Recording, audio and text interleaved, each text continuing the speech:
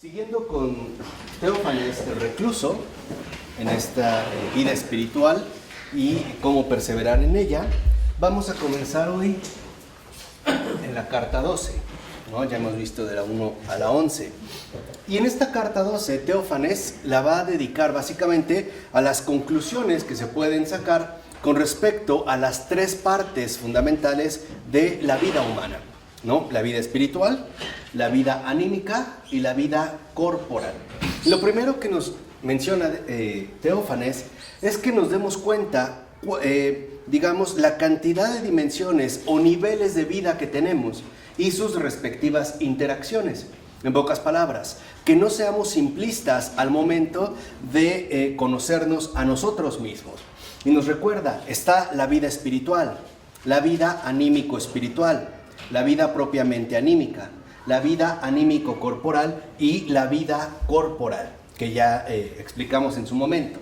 Tenemos pues 5 niveles, pero una persona humana. De tal manera que dice, la cual, como humano, vive tanto en un nivel como en otro nivel.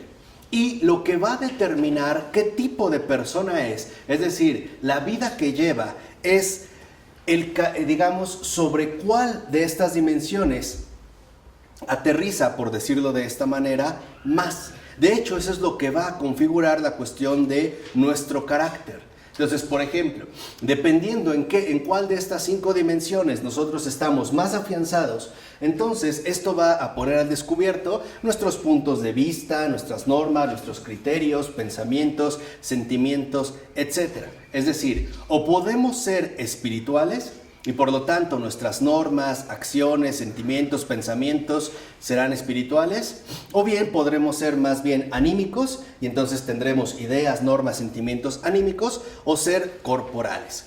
Y de tal manera que nuestros pensamientos, actos, sentimientos serán asimismo corporales. Ahora, esto no significa que cuando estamos en una de estas dimensiones nos desligamos de las otras, sino más bien que le damos mayor peso o mayor relevancia.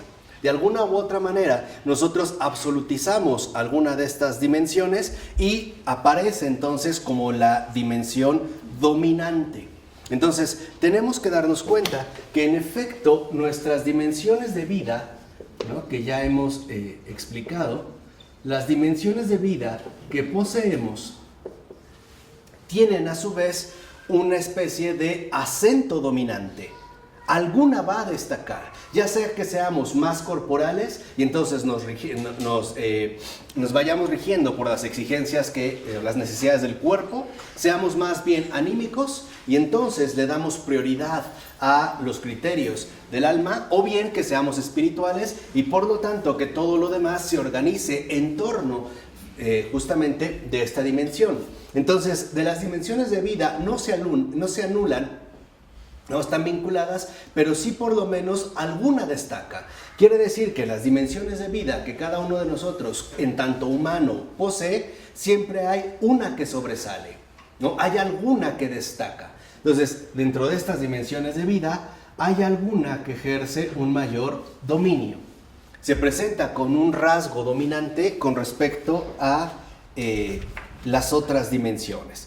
Ahora, puesto que independientemente del nivel o dimensión en el que se halla un ser humano, los otros niveles de vida siguen estando presentes, entonces nunca podemos librarnos por entero de cualquiera de ellos. O sea, por muy corporales que seamos, no anulamos ni erradicamos totalmente la dimensión espiritual. Esto significa que entonces en nuestros niveles de vida poseen asimismo una dinámica interior y podemos pasar de uno a otro. De tal manera que entonces, por ejemplo, este dominio, ¿no?, puede ser algo que nos fortalece y que al mismo tiempo debilita las otras dimensiones. En pocas palabras, si somos, por ejemplo, más bien corporales, ¿no?, esto fortalece como el rasgo de dominio que destaca de nuestras propias dimensiones de vida y al mismo tiempo debilitará las otras dimensiones, por ejemplo, la anímica o la espiritual, ¿no? Es parte, digamos, de nuestra dinámica común de vida. Entonces, Puede ser que, por el contrario, una persona sea muy espiritual y no obstante recaiga o incida en la dimensión anímico o corporal si es que se apega a las necesidades o exigencias de esta dimensión de su vida. Y por el contrario, puede ser que una persona esté arraigada en la dimensión anímica y pueda crecer hacia la dimensión espiritual, o bien que pueda decrecer hacia la dimensión corporal. La pregunta entonces es ¿por qué? ¿Por qué puede darse, digamos, como esta dinámica tan cambiante? Porque es parte de nuestra condición de ser libres. Es decir, tenemos libertad para poder afianzar una dimensión o bien para quedarnos detenidos o limitados en alguna otra. Entonces, en pocas palabras, este dominio que fortalece y al mismo tiempo debilita, por un lado, tiene que ver con nuestra dinámica de libertad propia. Podemos pasar, como decimos, de una dimensión a otra, o a veces estar más en una que en otra, o bien preferir mejor alguna que otra. Pero esto también conlleva otro aspecto sustancial. La libertad siempre implica responsabilidad. ¿Qué es la responsabilidad? El responder de las preferencias que nosotros mismos elegimos.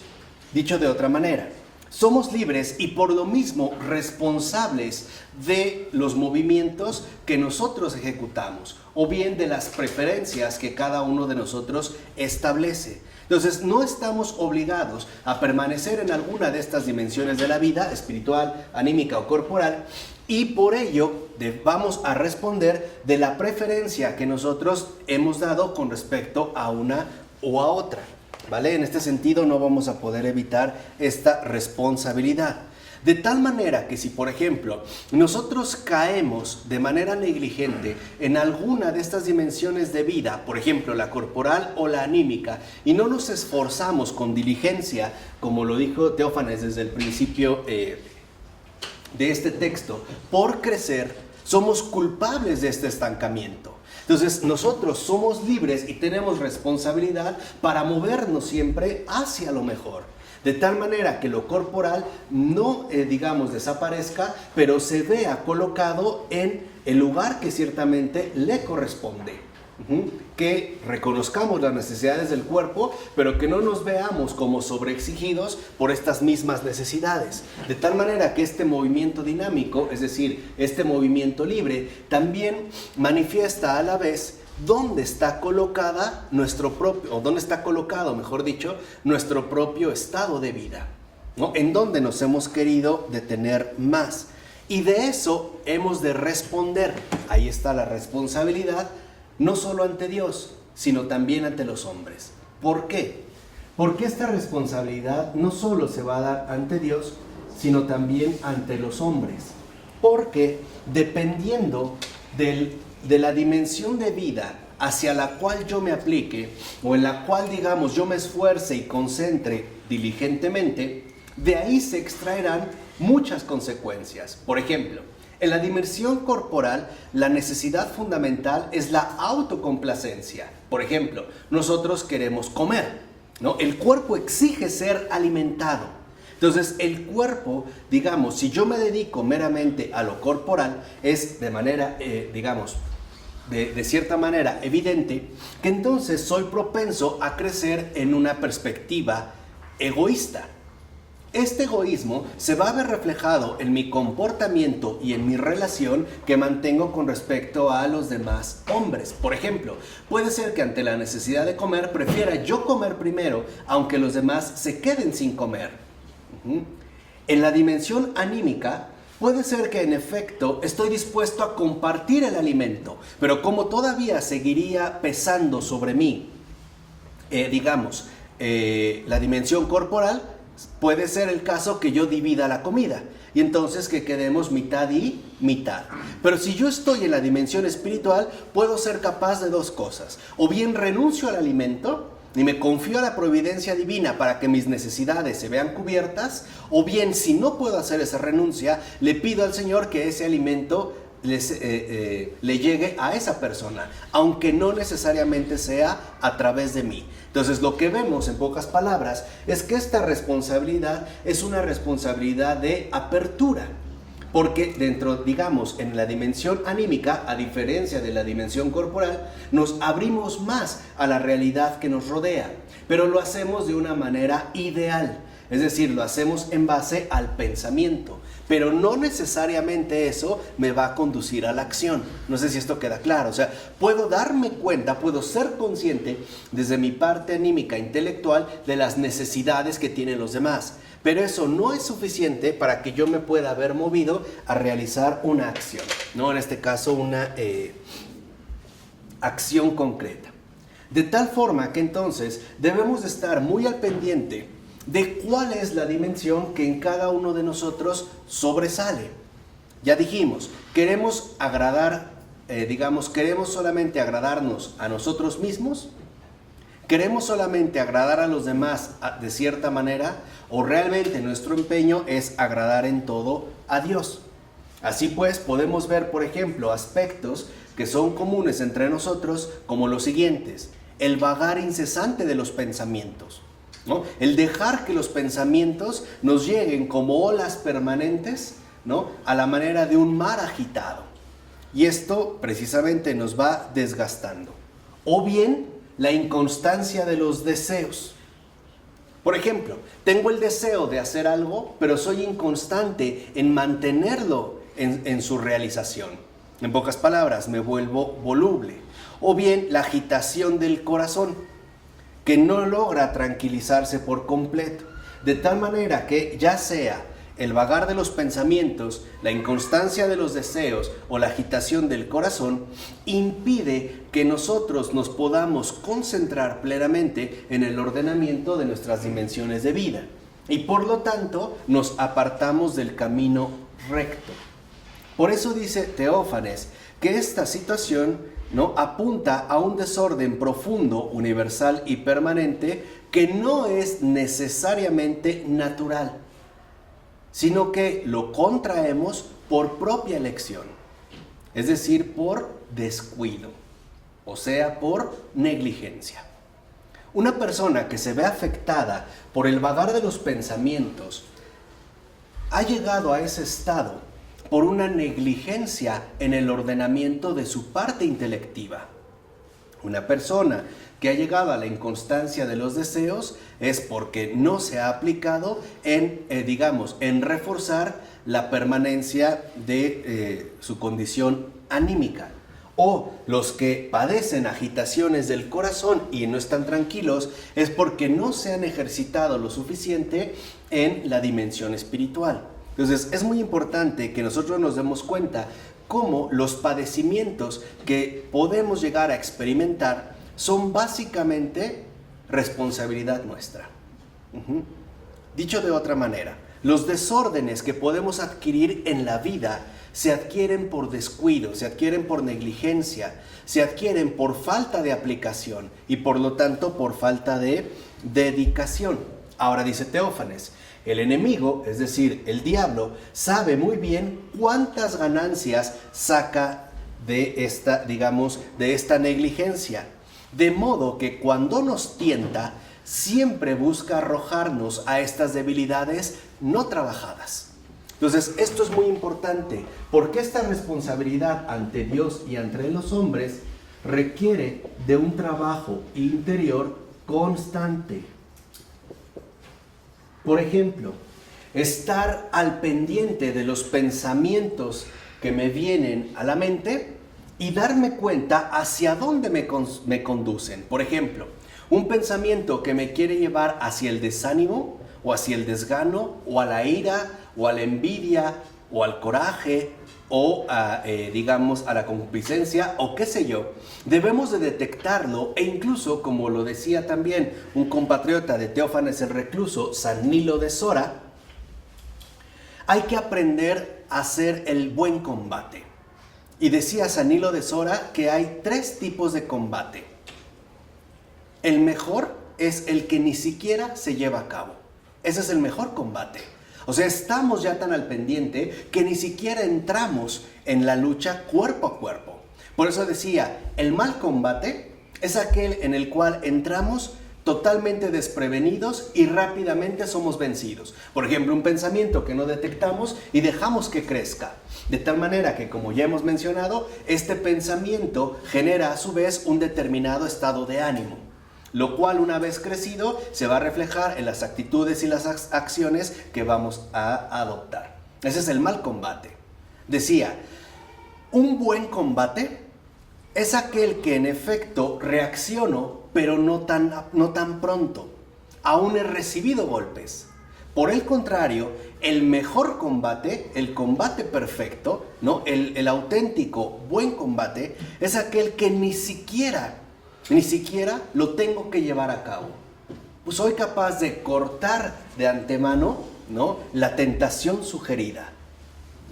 Sí, pero esto todo es posible si tienes la paz de Cristo. Si no está la paz de Cristo, está todo al revés. Ya, si tienes la paz de Cristo, eso se realiza cuando la paz de Cristo está ya en tu corazón. Si no está la paz de Cristo en tu corazón, todos los combates están adentro, hay pura basura. Pero esto hay que mencionarlo bien, esto se realiza, la fuerza es con la paz de Cristo. Claro, esta paz de Cristo ya nos ha sido dada.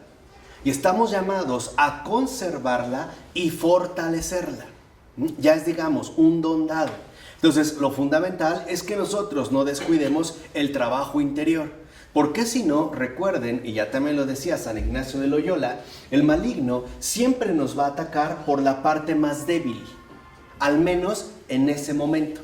Decía San Ignacio, el demonio es como un ladrón que rodea la fortaleza viendo por dónde puede encontrar un boquete, que a lo mejor no se reparó por descuido o por pereza, es decir, por negligencia.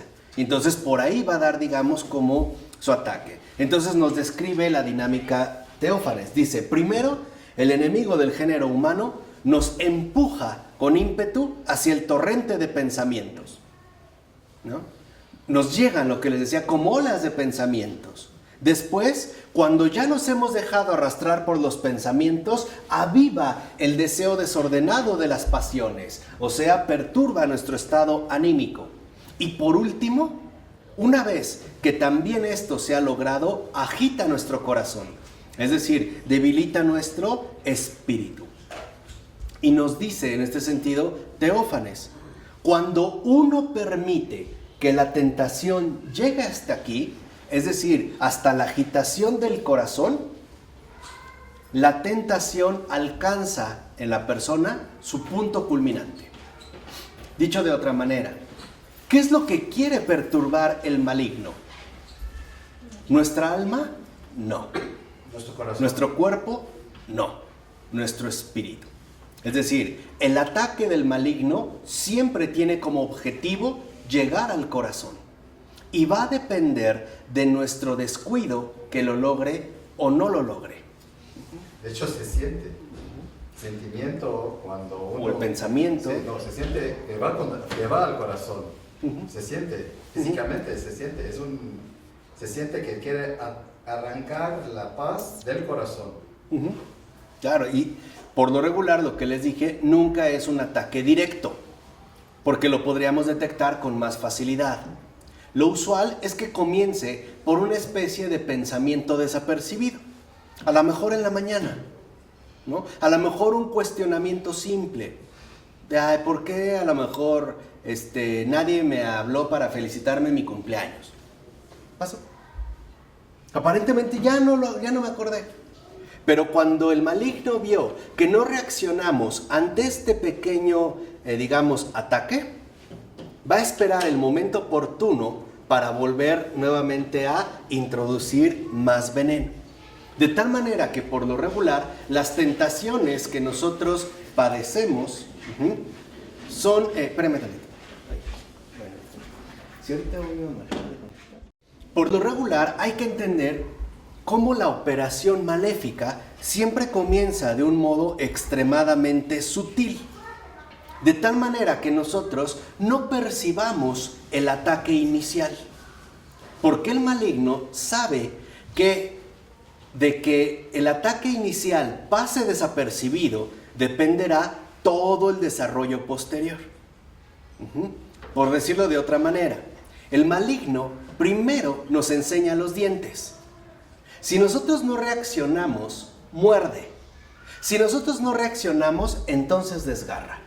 Pero siempre va de poco a poco.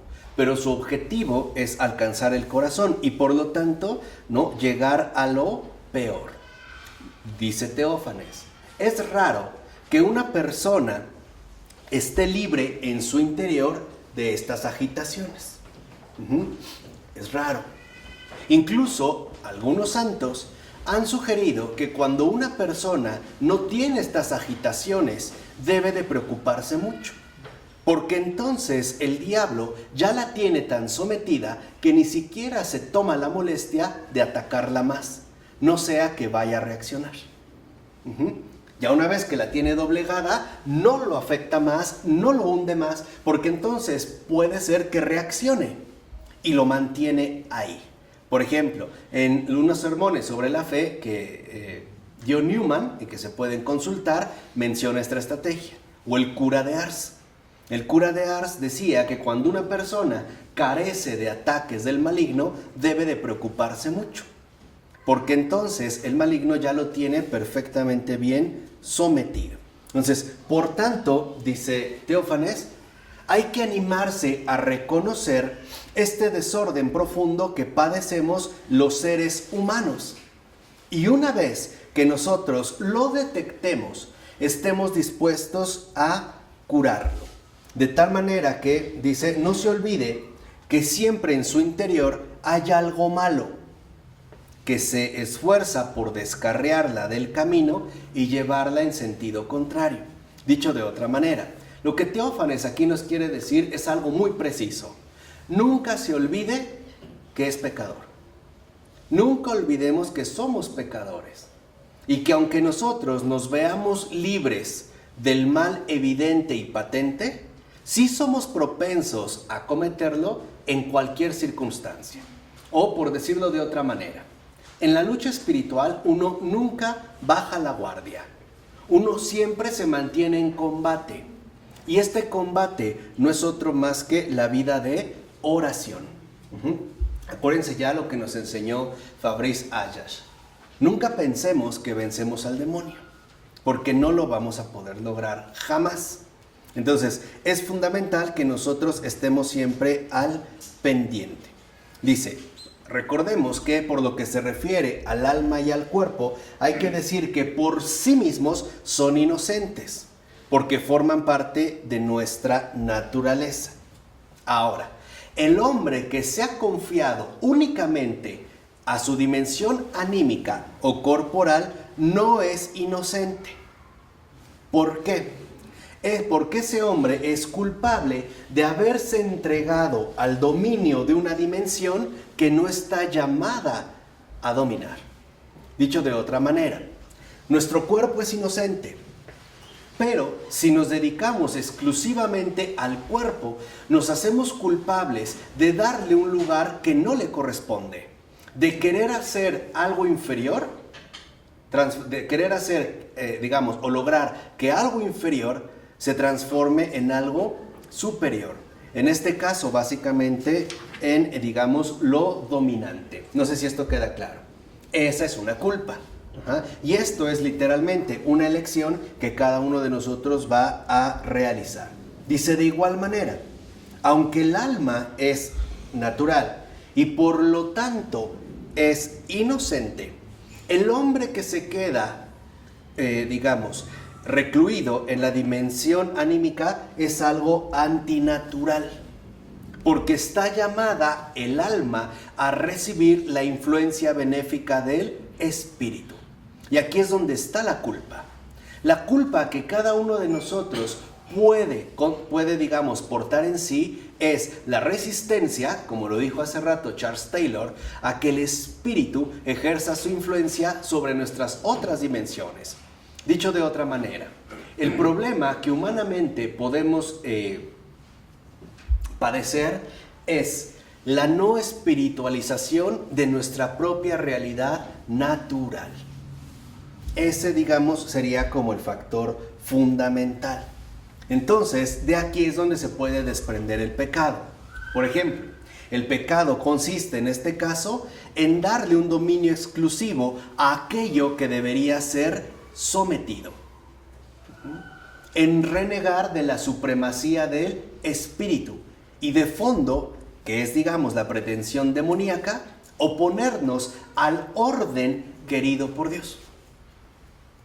Por eso, mientras que para Dios lo principal es el espíritu, en su vinculación profunda con el alma y el cuerpo, para el demonio, dirigiéndose a nosotros, lo único fundamental y lo primero es el cuerpo. Esto lo vemos en el caso de las tentaciones. Cuando Jesús, después de 40 días y 40 noches en el desierto, sintió hambre, lo primero que le sugiere el demonio es la satisfacción de su cuerpo, que es una necesidad evidente. Con ello, lo que el demonio le está diciendo a Jesús es: el cuerpo va primero. Y ya sabemos la respuesta de Jesús. Lo que dice es: no solo de pan vive el hombre. Es decir, el cuerpo es importante, pero no es lo primero. Entonces, aquí la culpa consiste en que queremos hacer de lo segundo lo primero. De algo que es ciertamente secundario, lo queremos transformar en algo primario. Y eso es responsabilidad de cada uno de nosotros. Por el contrario, dice, cuando en una persona lo que domina es lo espiritual, y esto es lo que define todo su ser, o sea, su estado de ánimo, su cuerpo, etc., entonces no peca. Vean la diferencia. ¿Por qué? Porque el espíritu es la norma suprema de la vida humana. De modo que cuando un ser humano es espiritual, es un hombre auténtico. Es decir, vive según el orden querido por Dios. Segundo, porque cuando un hombre es espiritual, la parte o dimensión anímica y corporal se mantienen en el lugar que les corresponde. Por eso es que no peca. No es porque no sea moralmente impecable, sino porque se atiene al orden que Dios ha querido instaurar. ¿Se acuerdan cuando el Señor también le dice del Evangelio que los primeros serán los últimos y los últimos serán ¿qué? Los primeros. También nos está hablando de esta ordenación de nuestra propia constitución humana. Por ejemplo, para nosotros, ¿qué es lo primero evidente? ¿El cuerpo o el espíritu? El cuerpo. Los primeros serán ¿qué? Los últimos. Y lo que es último para nosotros, es decir, el espíritu, ahora tendrá que ser ¿qué? Lo primero. Esa es la lógica divina. Esos son los criterios que Él también nos expone. Que lo primero tuyo no sea lo definitivo, sino que lo primero se transforme en tu vida en lo ¿qué? En lo último. No quiere decir que lo vas a despreciar. Simple y sencillamente le vas a asignar el papel que le corresponde, el lugar que le toca. Entonces, lo invisible va a ser lo primero. Y ahora, lo que para ti era lo último, lo invisible, se va a transformar en lo primero. Este, digamos, es como el orden requerido. Así pues, nosotros comenzamos primero por tener un cuerpo.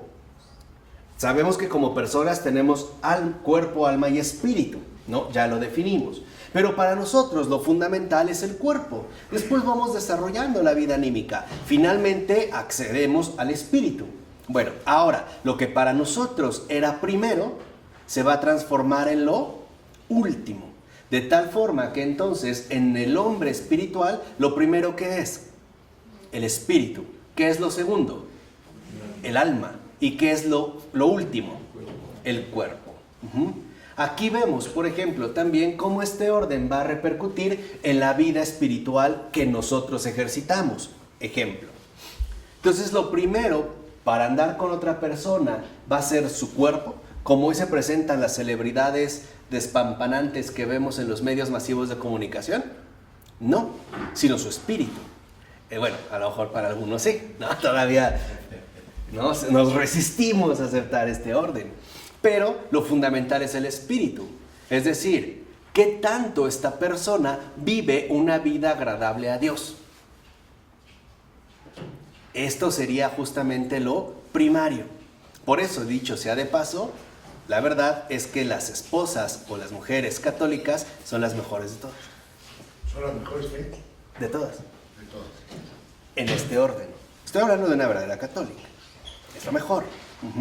¿Por qué? Porque lleva un orden dado que en efecto no traiciona o que en pocas palabras no reniega. Por el contrario, una persona que pone en primer lugar su cuerpo, ya sabemos las vanidades o superficialidades, incluso los caprichos a los que nos vamos a ver terriblemente expuestos. Entonces los criterios justamente aquí se distorsionan. Entonces lo que vemos en este sentido es que, dice Teófanes, el hombre espiritual es el hombre en la plenitud de su sentido. Ahora, no nos confundamos. El hombre espiritual es el hombre simple. ¿Por qué? Porque se ha simplificado.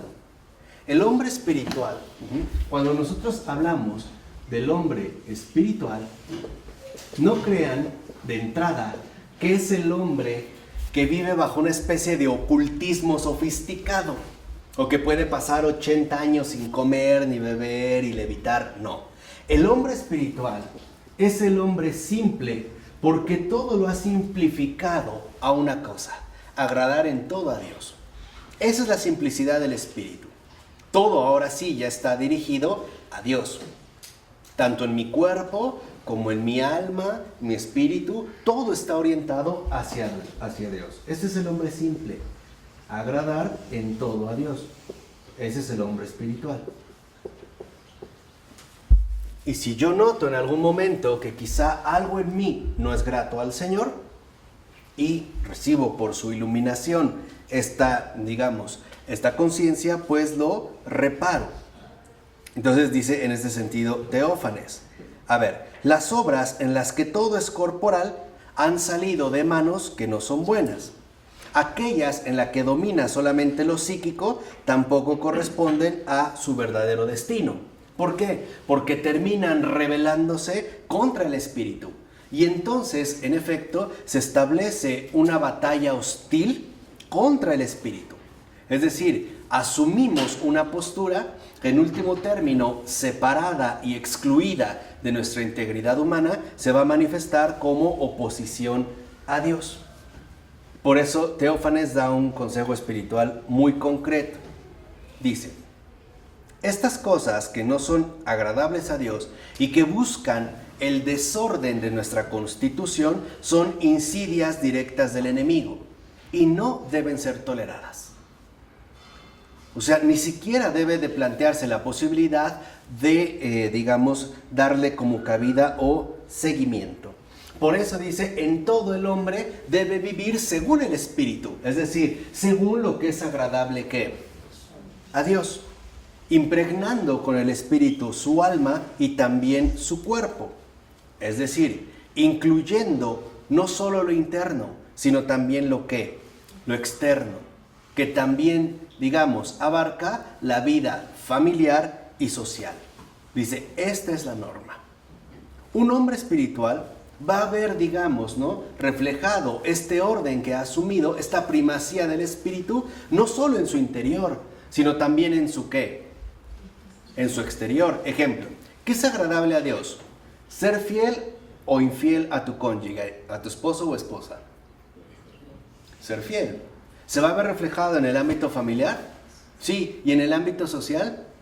Sí. Por eso los medievales, que se regían más por el espíritu, que nosotros que nos regimos más por la dimensión corporal o psíquica, en este caso anímica, porque pensamos que todo se reduce a la mente, todo está en la mente, o que todo depende del cuerpo, y entonces todo está en el cuerpo, ¿no? Por eso los medievales, por ejemplo, cuando un hombre le era infiel a su esposa, era sacado a la calle pública, a la plaza pública, y se le aventaban verduras podridas, o se le abofeteaba y se le escupía.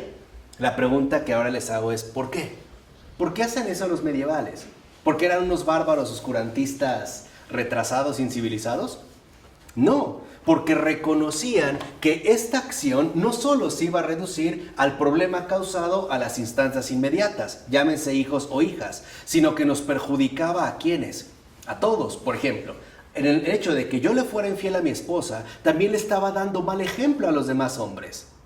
Y les estaba encaminando equivocadamente, por ejemplo, a los niños. Y también les estaba faltando el respeto a las demás mujeres por no respetar la dignidad femenina. ¿Sí me explico? Entonces, cuando una persona fallaba, esa falla se reconocía en su repercusión social. No era algo netamente individual. Hoy nosotros que estamos individualizados llegamos hasta el extremo de afirmar que es mi vida y que lo que yo haga con ella no les importa. Sí nos importa, porque también nos perjudica, nos afecta. Entonces lo fundamental es que el hombre espiritual espiritualiza todo su entorno, tanto interior como exterior. Y se transforma, en pocas palabras, como nos lo dijo el Señor Jesús, en luz del mundo. Entonces, la tarea es simple: mantenernos a la altura de aquello a lo que está destinada la vida humana. Mantenernos a la altura de lo que verdaderamente somos. Mantenernos en la dignidad de los hijos de Dios. Este es el hombre espiritual. Es simple en su dignidad. La dignidad real y concreta de los hijos de Dios. Y para ello la clave está en la palabra que utiliza Teófanes: mantenerse. ¿Qué significa mantenerse? ¿Qué nos sugiere esta expresión mantenerse? 1, que se requiere esfuerzo. 2, constancia. Y no olvidar que por lo menos, aunque no sea de manera patente, existe el riesgo de caer. Es como mantenerte en equilibrio, ¿no? Te esfuerzas por encontrar un punto más o menos adecuado, pero también corres el riesgo de caer. Entonces hay que estar al pendiente, ¿sí? Por eso, en la carta número 13, Teófanes dice que la verdadera felicidad del hombre está en la vida desde el espíritu. Y eso es lo que estamos llamados a aprender, a vivir desde el espíritu. Dice Teófanes tal cual: mientras no viva usted en el espíritu, no espere felicidad alguna. Ya. Mientras no viva usted desde el espíritu, no espere felicidad alguna. Mira, la vida psíquica y corporal, cuando discurre sin sobresaltos, tranquilamente, nos da algo parecido a la felicidad, pero se trata de algo pasajero, que va a desaparecer pronto.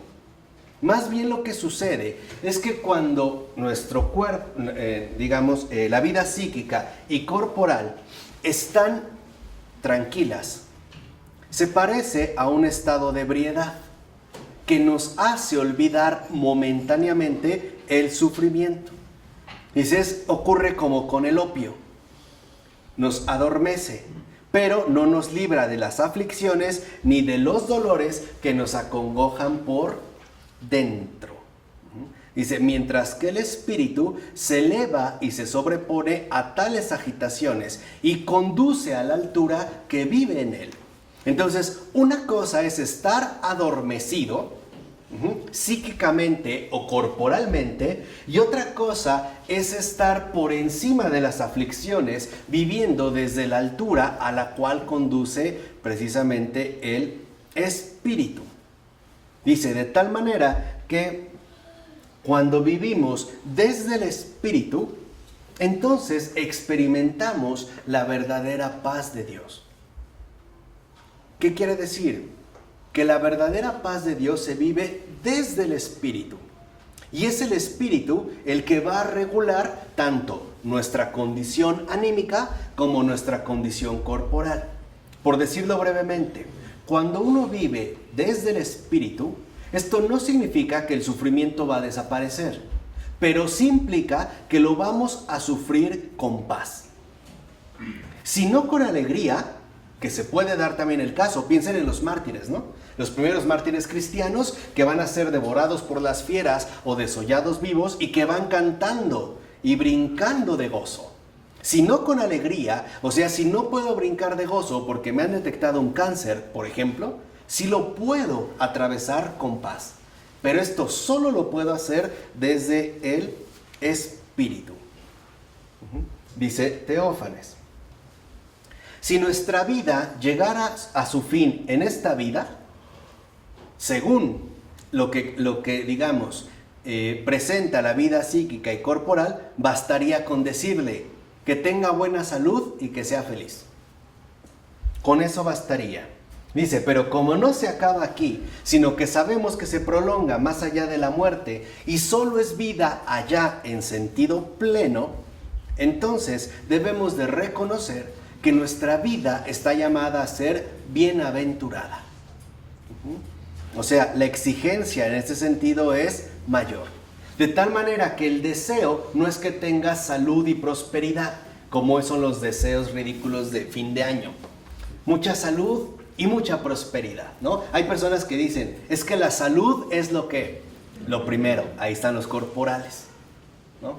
O es que digamos como que la concentración interior, la relajación profunda psíquica es lo primero, ahí están los anímicos.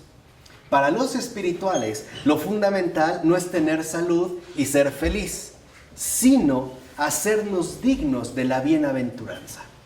Y esta es una diferencia, en este sentido, sustancial. Dice, además, recuerde algo fundamental.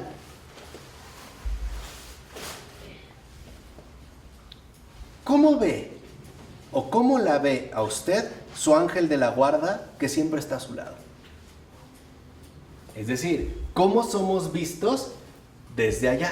Comenzando por el ángel de la guarda. Por ejemplo, ¿cómo nos ve? ¿Sanos físicamente pero desventurados? ¿O al revés? ¿Espiritualmente elevados, aunque quizá físicamente jodidones, ¿no? Por ponerlo en pocas palabras. ¿Cuál es esa visión? O sea, ¿cuál es la verdadera visión de las cosas? Dice, de tal manera, manténgase siempre de manera continua bajo esta presencia de los habitantes celestiales. Porque eso es, digamos, darse cuenta que nosotros somos vistos por estos seres celestiales a cada momento de la manera particular en la cual nos encontremos. Dicho de otra forma, no tratemos de engañarnos, dijimos, haciendo de lo primero lo último y de lo último lo primero, de tal manera que no caigamos en falsas apariencias o desórdenes que lo único que van a producir son confusión y por lo tanto desventura. Entonces aquí lo que entendemos es que el creyente, ¿no? El hombre espiritual sufre lo mismo que todos, pero hay una gran diferencia. Lo hace desde el espíritu.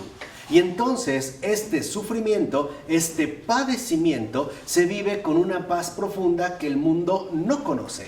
¿O ustedes pueden pensar vivir una enfermedad difícil con plena paz? ¿No? De entrada nos parecería algo que imposible. ¿O la pérdida de un ser querido, dolorosa, pero en paz? ¿No? Porque no es algo que provenga de nuestras dimensiones inmediatas. O sea, no es algo que nuestro cuerpo concibe ni que nuestra alma es capaz también de imaginar por sí misma. Para nosotros, simple y sencillamente, eso no es que posible. Pero desde el espíritu sí se puede. Piensen en la vida de un padre pío. ¿Sufrió o no sufrió? Sí. Tal vez no siempre estaba alegre, pero siempre se mantenía en paz, porque vivía desde el espíritu. Como en una anécdota muy bonita, donde ya el padre Pío, en edad avanzada, iba caminando así, ¿no? Apenas se podía. Entonces pasa uno de sus compañeros, le pega en la espalda, le dice, ya Pío, camina bien. Y se detiene el padre Pío y le dice, pues ¿qué crees, que no duele o qué? Si no son adornos, ¿no? Y entonces el otro le cambió. Le dijo, bueno, entonces pásame tus dolores a mí. Dijo, si te pasara una centésima de lo que tengo, te mueres. ¿No? O sea, esta es un poco la dinámica. ¿Qué significa? Que estamos llamados a experimentar desde el espíritu lo que el mundo no conoce. Y eso es lo que el Señor quiere de nosotros. Por eso es que no nos ahorra los sufrimientos. Cuando tenemos sufrimientos, dificultades, los tenemos exactamente igual que cualquier persona. Pero se nos ha dado una gran oportunidad. De hecho dijimos a todos, porque todos también tenemos espíritu. Se nos ha dado la libertad de vivir desde el espíritu. De tal manera que todo lo que nosotros experimentamos como humano se vea iluminado, sostenido, redimido, consolado por lo divino. Vivir desde el Espíritu no es más que darle la prioridad a Dios en todo. Dejar que Dios haga su obra, aún en las situaciones más dolorosas en términos humanos. En el duelo, en la enfermedad, en la muerte, en la carencia, etc. Permitir que en efecto, Dios realice su obra de esta manera, en el compromiso establecido con cada uno de nosotros. ¿Quedó claro lo que es vivir desde el Espíritu? En la 13. Vivir desde el Espíritu.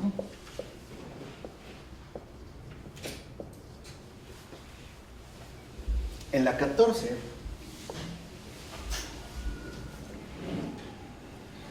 Habiendo hecho referencia a esta visión angélica, que recae sobre nosotros, dice, va a hablar Teófanes de esta envoltura del alma que puede ser luminosa u oscura según nuestro estado interno. Dice, por ejemplo, así, cuando pensemos que nadie ve cómo somos, resulta que somos contemplados por una multitud de ojos. Dice, vea cuántas estrellas hay en el cielo, pues son todavía más los ojos que nos observan. Esta noción del ojo que nos observa era algo insoportable para Sartre, por ejemplo. Era algo que él rechazaba totalmente, porque veía a Dios como un ojo vigilante, entrometido y metiche, que quiere estar en todo. Pero en realidad el problema no es esto. El problema es que no estamos dispuestos a descubrir en realidad lo que somos y cómo somos.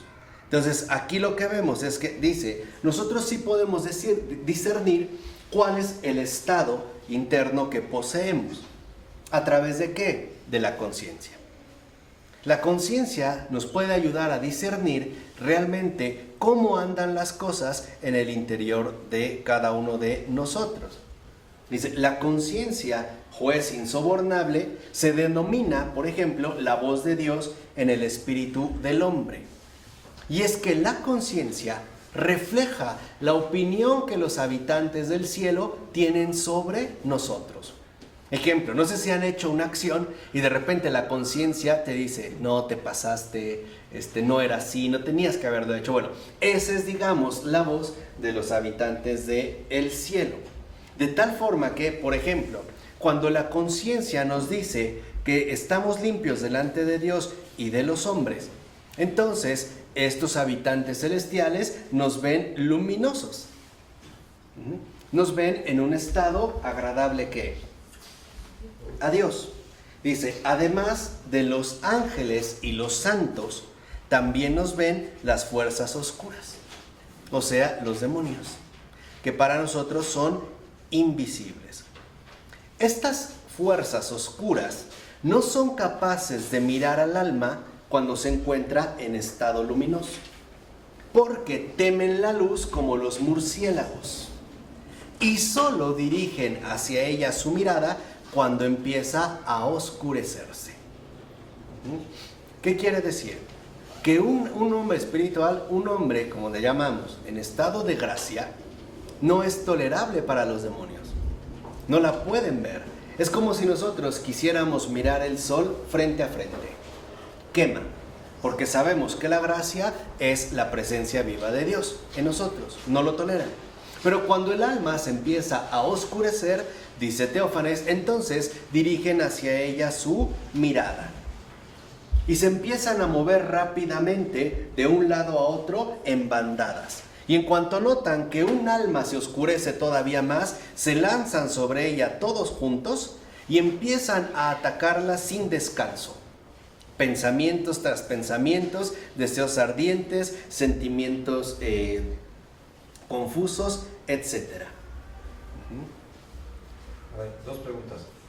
¿Por qué siempre supone que los ataques son del demonio? Muchos ataques no son del demonio. La segunda es, ¿por qué está hablando de la misma alma de luz que ya perdió un poquito de luz para que la ataque, o es de otra alma que con menos luz? ¿Es la alma de mucha luz que no puede atacar, o es una alma hasta que empieza a atacar? Que esta es mucha luz que bajó un poquito la luz, o cómo? Exacto. Porque las tentaciones son para todos. Claro. O si no, no estoy de acuerdo para nada con él. No, estamos hablando aquí, digamos, de la condición del hombre. Lo que él decía es que, por ejemplo, a un santo que ya está en la bienaventuranza, los demonios simple y sencillamente no lo pueden atacar. En la bienaventuranza. En la bienaventuranza. Bueno, eso es diferente. Pero aquí en la tierra, y eso es a lo que va, y eso es lo que afirma Teófanes, es que aquí precisamente en la tierra, cuando un alma humana empieza a oscurecerse, se convierte en blanco de los demonios. ¿Por qué? Porque recuerden que los demonios siempre van a tratar de mantenerse en las tinieblas, es decir, en la oscuridad. Y ahí es donde pueden empezar a ganar terreno. Por eso dijimos lo importante que era el detectar de qué manera nos podemos ver fuertemente atacados por estas insidias. E incluso nos recuerda Teófanes. Es verdad que también los demonios, por ejemplo, tratan de acercarse aquí en la tierra a las almas luminosas, pero son rechazados y vencidos por rayos de luz a modo de flechas. Esto sí. Esto sí.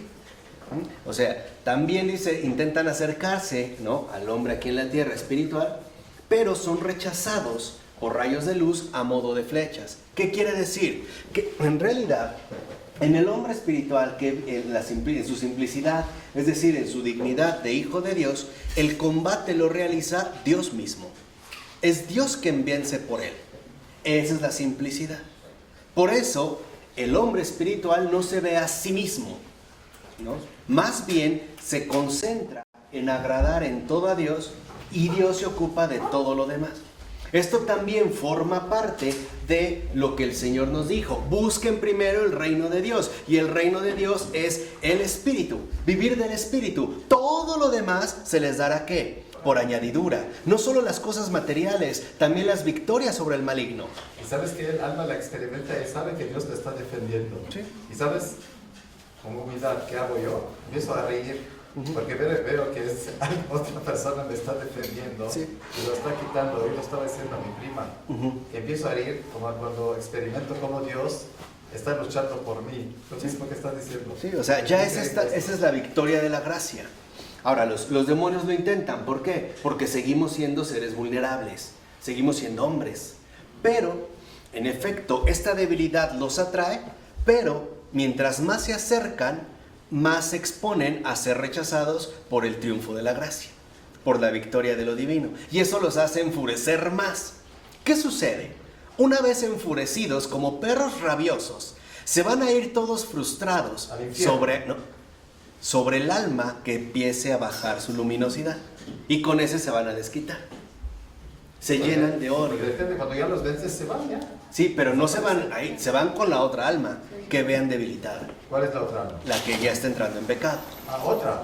Otra. Bueno, Dicen, con este no pude, entonces ahora este me la paga. Sí, pero ya no están, están vencidos. No, pero se van con aquel que no es, digamos, que no ha tenido diligencia en permanecer en la gracia. Y vuelven a venir con otra contradicción. Bueno, una contradicción se nace y la vuelven a van a esperar, pero mientras se van a desquitar con algún otro. Es decir, con el más, digamos, desprevenido.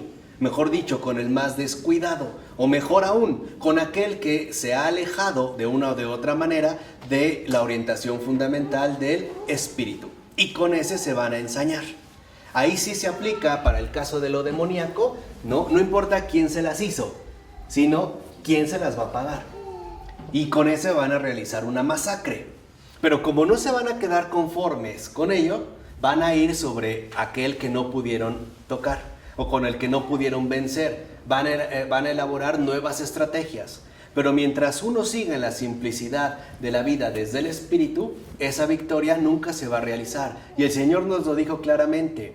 La iglesia, que somos cada uno de nosotros, será atacada, ¿no?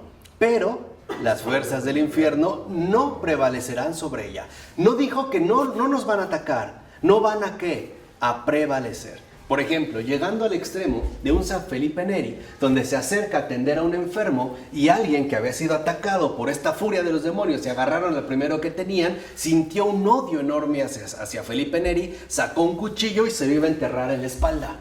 Entonces Felipe siente un golpe, voltea y le dice ¿qué pasó? Y el otro se sorprende porque ya no traía cuchillo. Y ahí le dijo ¿qué pasó? ¿Qué tienes? Y fue tal la conmoción de él que se arrodilló y se convirtió. Le dijo, es que yo te quería matar. Le dijo, pues no lo lograste, nada más me empujaste, ¿no? A lo mejor más suerte para la otra. Se confesó y se hicieron buenos amigos. Pero incluso, digamos, es este grado de protección. Por eso, dice Teófanes, el alma cuando es cristiana se vuelve luminosa, pura en su conciencia y entregada a Dios. Por eso nos dice Teófanes, no confíe en su apariencia externa, porque puede ser que vean usted una cosa muy distinta a lo que de hecho hay. Y esto me recuerda a una, receta fundamental que expuso San Ignacio de Antioquía, que me parece que es como el mejor consejo para la vida cristiana. Cuando decía San Ignacio de Antioquía, más vale callar y ser que hablar y no ser. No nos expongamos al mundo de las apariencias, sino que tratemos de mantenernos firmes, entregados a Dios y agradándole. De ahí pues que entonces, en el caso, ¿no? Habla del alma luminosa o bien del alma oscura y a lo que se expone, ¿no? Y ciertamente lo que puede obtener. En la carta 15 va a hablar justamente Teófanes de cómo escuchan los santos nuestras oraciones. Ahora se va, a dirigir hacia cómo escuchan los santos nuestras oraciones. Primero, dice Teófanes, cuando una oración auténtica, hecha con el corazón, es decir, desde el espíritu, se eleva en el alma, actúa en ese mismo elemento y vuela como un rayo de luz hasta los santos y les comunica qué queremos, qué pedimos en la oración, y por eso son atendidas. Las oraciones que no surgen del corazón, sino solo de la cabeza, y peor aún, de la lengua, no producen el rayo que se eleva hasta el cielo y no son escuchadas allí. No llegan, porque no van desde el espíritu. Niegan. En este primer momento. Por eso, la petición hecha a los santos es una oración cordial. Una oración que en efecto brota de el corazón. Ahora, no siempre se sigue inmediatamente el cumplimiento de esta oración, pero siempre es inmediatamente escuchada. Es en este sentido inmediatamente recibida. ¿Qué quiere decir? Que la oración con los santos depende de nuestra vida en el Espíritu. Porque el Espíritu se encuentra en Dios, se une con Él. Y ahí reside justamente toda su fuerza. Esta oración cordial, o una de dos, o es un don de Dios, o está inspirada por nuestro ángel custodio. Ahí también viene en ese sentido la ayuda, ¿no? Dice, y ciertamente es una oración que viene y va.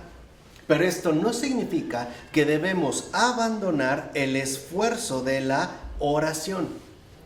Porque el esfuerzo de la oración es lo que le va dando sustancia a nuestra propia actitud orante. Dicho de otra manera, estamos llamados a permanecer siempre en el esfuerzo de la oración. Dice, y no hay nada más importante que la oración. De hecho, hay que esforzarse en la oración más que en cualquier otra cosa. Dice, ahora veamos. Qué perfectos y luminosos son los ángeles, pero todos ellos son humildes, más humildes que todos los hombres. Por eso el alma humilde siempre es luminosa. ¿Cuándo entonces se empieza a oscurecer el alma? Cuando empieza a pensar demasiado en sí misma. cuando empieza a perder de vista a Dios y se empieza a fijar consigo mismo. Dice, porque esa es obra de las tinieblas. Cuando ya Dios empieza como a quedar relegado, es decir, ya no vivimos desde el Espíritu, sino desde uno mismo, entonces justamente las tinieblas empiezan a hacer su obra. De tal forma que debemos nosotros reconocer el aspecto fundamental de la oración cordial. De ahí pues, en la página 16, Teófanes menciona el verdadero fin de la vida.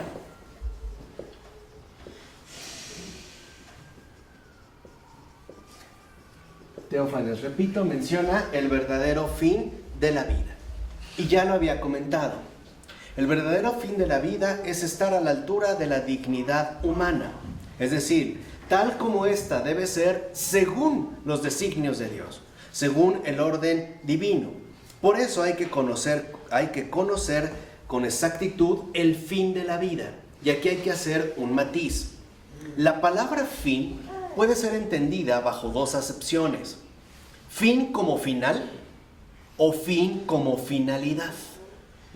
Entonces, cuando hablamos del final de la vida, justamente lo primero es que, dado que existe una vida del más allá, es justo la finalidad de la vida eterna, para lo cual nos preparamos desde aquí.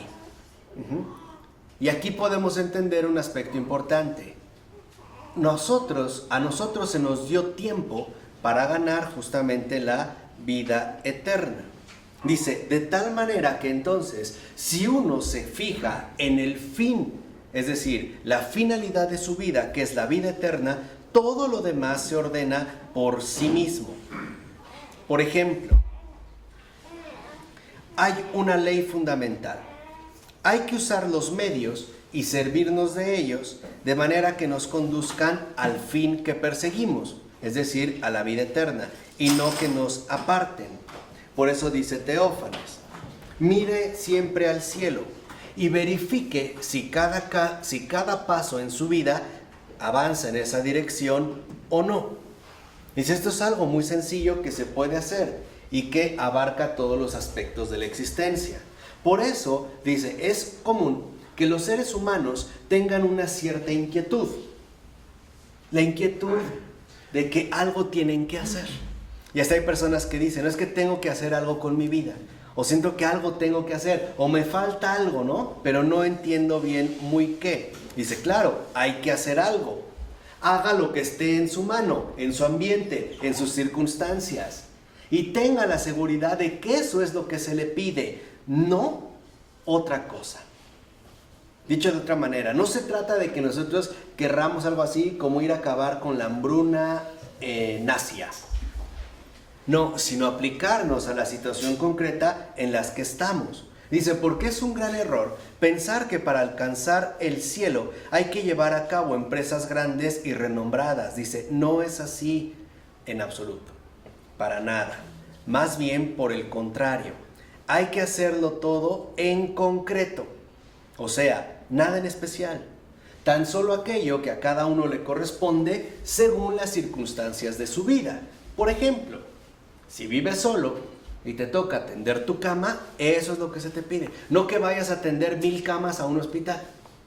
Que hagas lo que está, digamos, en tu circunstancia. Dice lo que exigen las situaciones particulares en cada uno de nosotros. Así de sencillo. Esto afecta a cada momento y a cada encuentro. Dice, pongamos un ejemplo. Si se le acerca a un pobre, es que Dios se lo ha enviado. ¿Qué tiene que hacer? Ayudarlo. Si se te acerca un necesitado y te pide algo, ¿quién te lo mandó? Dios. Dios. ¿Qué tienes que hacer? Ayudar a Dios. Ayudarlo, ¿no? Porque es la manera en la que tú vas a colaborar con Dios. Vas a ser ahora el ayudante de Dios. Dice, Dios, por ejemplo, que ha enviado al pobre, al necesitado, ciertamente con el deseo de que se comporte usted según su voluntad. Ahora, analice cómo se ha comportado usted de hecho. ¿Qué ha hecho en esa circunstancia concreta? ¿Ha hecho lo que es agradable a Dios o por el contrario? ¿Ha renegado de lo que Dios le pide? Dice, en este caso, ¿cuál es la voluntad de Dios? Que usted lo ayude. ¿Por qué le pide algo a usted? ¿Por qué se lo pide a usted? Porque Dios lo mandó. Pero ¿por qué le pide? ¿Por qué el necesitado te pide a ti? Porque espera recibir. Exacto, porque confía en ti, ¿no? En este sentido, porque tiene confianza. Entonces la pregunta es, ¿lo ha ayudado? Si usted ha ayudado y ha atendido esa petición y esa necesidad, ha hecho usted la voluntad de Dios y ha dado un paso más hacia su finalidad, que es el cielo, o sea, la vida eterna, la herencia celestial. Así debemos analizar cada caso particular y circunstancia en la que nos encontremos, porque ahí es donde el Señor, nos expresa cuál es su voluntad. Dice, veámoslo de manera sencilla. ¿Busca alguien ayuda? Ayúdelo. ¿Alguien le ha pedido algo? Déselo. ¿Alguien le ha ofendido? Perdónelo. ¿Ha ofendido usted a alguien? Apresúrese a pedirle perdón y a reconciliarse. ¿Alguien le alaba? No se enorgullezca. ¿Alguien le regaña? No se enoje. ¿Es tiempo de oración? Ore. ¿Es tiempo de dormir? Duerma. ¿Es momento de trabajar? Trabaje. Ya, ahí, ¿no? Digamos, así de sencillo. Ese es el fin de la vida bienaventurada. Toda circunstancia en nuestra vida no es más que una invitación al cumplimiento de la voluntad de Dios. O sea, cada circunstancia concreta de nuestra vida es la oportunidad que Dios nos da para recibir la herencia celestial. Así dice, quítese ya de la cabeza de una vez por todas esos planes relativos a la utilidad universal, omniabarcante, de dimensiones planetarias y en relación con la vida, con la humanidad entera. No. Aprenda a ser agradable a Dios, incluso en las tareas más insignificantes. ¿No es así como se santificó Santa Teresa del Niño Jesús, Santa Teresa de Lisieux y de la Santa Faz? En las cosas más insignificantes, mientras que a lo mejor algunas de sus hermanas querían pasar 10 horas en contemplación ante el Santísimo, ella recogía las hojas que caían de los árboles, o lavaba un plato, o la ropa, o limpiaba a lo mejor el excremento de los pájaros. Por ello, en la 17, que es con la que vamos a terminar hoy y que va muy ligada a la 16, nos habla de este tesoro celestial que es la vida agradable a Dios.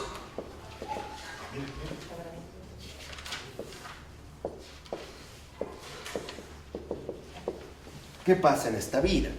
Dice, Dios nos ha dado esta vida para que tengamos tiempo de prepararnos para la otra. Hay personas que se preguntan, ¿qué hago aquí en el mundo? Pues ganándote la vida eterna. ¿Para qué nací? Para algo que ni imaginas. Para eso. Dice, cada buena acción sale para el cielo como una pequeña contribución, una aportación, ¿no? Es, digamos, como lo que estamos invirtiendo para toda la eternidad. Quien haya enviado más contribuciones va a tener un salario más sustancioso. Quien menos recibirá un salario más pobre. Porque Dios da a cada uno según sus obras. Por ello debemos preguntarnos que nuestra inversión sea hacia el cielo, no en el mundo. Que todo, otra vez dijimos, vaya dirigido hacia el cielo. Y nos dice, todo el régimen de la vida humana es este: creer en Dios, en la Trinidad digna de adoración, que nos salva por medio de nuestro Señor Jesucristo con la gracia del Espíritu Santo, y aceptando la fuerza de la gracia por medio de los sacramentos divinos de la Santa Iglesia, vivir según los mandamientos del Evangelio, animados por la confianza de que Dios nos otorgará el cielo a cambio del pequeño esfuerzo, adecuado a nuestra capacidad, realizado por la fe en nuestro Señor y Salvador y por obediencia a Él. Dice, añado a esto con toda intención para que se den cuenta cómo deben realizar sus acciones los cristianos. Porque unos dicen, obra, obra, obra, y otros, cree, cree, cree. Siendo así que hay que hacer tanto lo uno como lo otro. Combinar la fe con las obras y las obras con la fe. Y demos gracias a Dios que tiene a bien valorar nuestras obras no por su grandeza, sino por nuestra disposición a realizarlas. A veces el Señor nos presenta un necesitado para que ejerzamos la obediencia, para que obedezcamos, ¿no? Aprendamos a obedecer las exigencias de su voluntad. Dice, así, Él siempre nos da la oportunidad de agradarle a cada minuto. Por eso, dice, esfuércese en darse cuenta en que en cada minuto usted está trabajando para el Señor. Toda persona que se acerca a ti viene de parte del Señor. No va por cuenta, en ese sentido, por cuenta propia. Dice incluso, por ejemplo, cuando le manden a ponerle los calcetines a su hermano pequeño, berrinchudo y desobediente, si usted lo hace en respuesta al mandamiento del Señor de obedecer y ayudar, esto le será apuntado en su cuenta de acciones agradables a Dios, aun aunque nos parezca algo insignificante. Y así cada paso, cada palabra, cada movimiento y mirada puede convertirse en un camino seguro, en un medio seguro para caminar en la voluntad de Dios y así avanzar hacia nuestro fin último, que es la vida celestial. Dice, de tal manera que entonces, ¿no?, dentro de esta línea, toda la desgracia proviene de que miramos horizontes demasiado amplios y perdemos de vista las situaciones concretas de cada minuto. Por eso el consejo que nos da Teófanes es muy simple. Es mejor bajar los ojos con humildad, pisar tierra firme y decidir cuál es el siguiente paso que tengo que dar, a tratar de emprender grandes proyectos. ¿De qué me sirve querer ayudar a la humanidad si no ayudo a la persona concreta que me lo ha solicitado? Dice, este es el camino seguro, el camino del encuentro con Dios en cada circunstancia de mi vida, en cada minuto. Para eso se nos dio esta vida, ¿no? Como dijo Teófanes, se nos ha dado esta vida para que tengamos tiempo de prepararnos para la otra oportunidad que no debemos desaprovechar. Vale la pena. En nombre del Padre, del Hijo y del Espíritu Santo. Amén. Pues muchas gracias, buenas noches, buen provecho.